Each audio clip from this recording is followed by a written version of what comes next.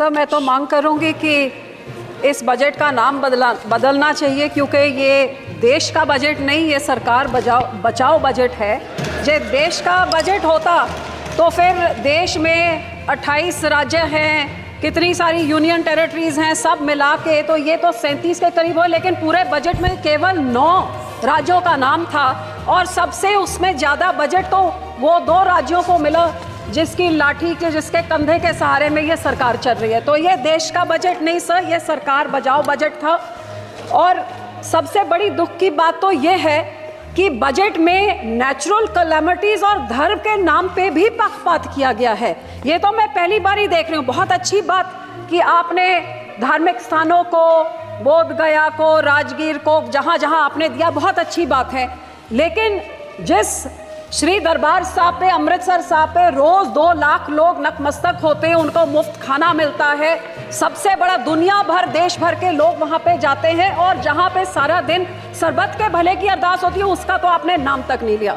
और फिर मैं नेचुरल कैलेमिटीज़ की बात करूँ तो फ्लड रिलीफ आपने राज्यों को दिया, बहुत अच्छी बात। जैसे मेरे सहयोगी ने मेरे से पहले बोला कि ये जो पानी आता है हिमाचल को आपने दिया पैकेज, तो हिमाचल का पानी पंजाब में आके पंजाब को जब डुबो देता है और तबाही मचाता है, तो पंजाब को आप क्यों भूल जाते हैं? जब पानी डैम में भर जाता है तो आप डैम खोल देते हैं और हमारा पंजाब डुबा देते हैं। जब घग्गर रिवर का लेवल ऊपर हो जाता है तो चुपचुपीते 7 के राज्यों को बचाने के लिए बंद तोड़ देते हैं और हमारे गाँव को डुबा देते हैं।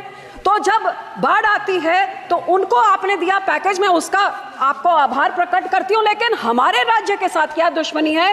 क्या पंजाब के जनता, पंजाब के लोग, पंजाब के किसान, पंजाब का इंफ्रास्ट्रक्चर सरकार को मैटर नहीं करता?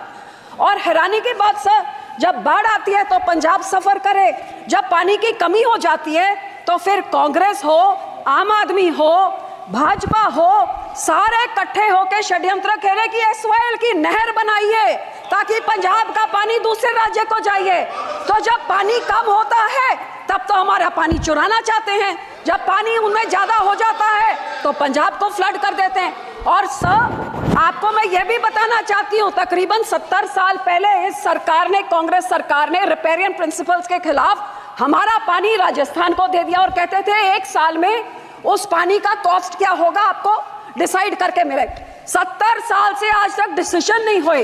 तो जो पानी हमारा दूसरे राज्य को रिपेरियन प्रिंसिपल के अगेंस्ट जा रहा है, या उसको बंद किया जाए या हमें उसका पैसा दिया जाए, ये मैं आपसे आज मांग करती हूँ। सर, दूसरा मैं ये भी आपसे मांग करती हूँ कि सेंट्रल ग्राउंड वाटर जो कह रहा है कि पंजाब के सारे ब्लॉक्स क्रिटिकल हो गए हैं, हमारे ट्यूब में, हमारे वेल्स में पानी नीचे जा रहा है। आज की रिपोर्ट तो ये भी है कि टॉक्सिसिटी इतनी हाई है कि पीने लायक नहीं है। तो ये सर, हम लोग को तो मदद करनी चाहिए और इस पूरे बजट में मदद की बात दूर, हमारा नाम तक नहीं लिख गया। हमें डिमांड करती हूँ कि पंजाब को भी दिया जाए। दूसरी सर, मैं किसानों पे आना चाहती हूँ। 4 पिलर बोले थे, युवा, महिला, गरीब, किसान। किसानों को तो मैं बोलना नहीं चाहती, जो कितने किसान खुदकुशी कर चुके हैं, शहीद हो गए हैं, आज तक धरने में बैठे हुए हैं। लेकिन जो ये किसान हकी सरकार होती जो कहती थी 2022 तक हम किसान की आय दुगनी कर देंगे, तो मुझे इतना ही समझा दे कि 2022-23 में तो एग्रीकल्चर ग्रोथ 4.7 थी, तो फिर पिछले साल 1.4 क्यों रहेगी जिनकी पॉलिसीज इतनी अच्छी है? हकीकत यह है कि किसानों के ये दुश्मन हैं, किसानों के हिमैती नहीं हैं।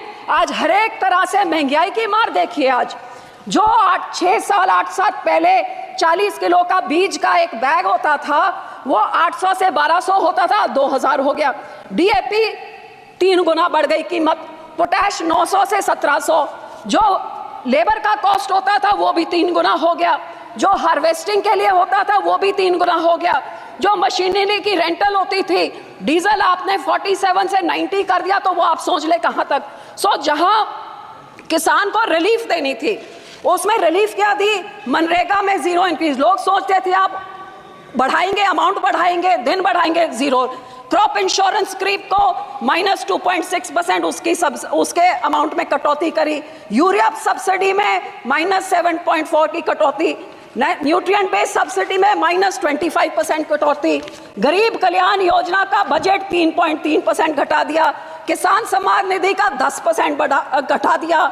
18 से 22 तक जितने फार्मर्स कवर अंडर फसल बीमा योजना या सबका 8-9% उनका कट गया। और पंजाब की जब मैं बात करूं तो पंजाब की बेनिफिशियरी जो पीएम किसान निधि में थे और आवास योजना 2018 से घटते ही जा रहे हैं सर।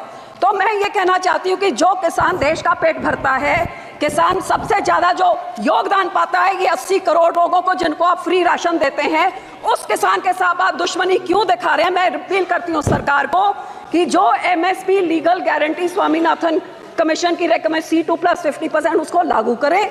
मैं ये भी बेनती करती हूँ, सजेशन सब 2-4 सजेशन देती हूँ कि जब तक आप नहीं करते कम से कम भावांतर स्कीम लाइए जिसकी एमएसपी पे नहीं बिक रही हो, मिडल जो बीच का रह जाता है वो दे। एक फार्मर फ्रेंडली क्रॉप इंश्योरेंस कोई स्कीम आप लेके आए जिससे किसानों का फायदा हो, इंश्योरेंस कंपनी का नहीं।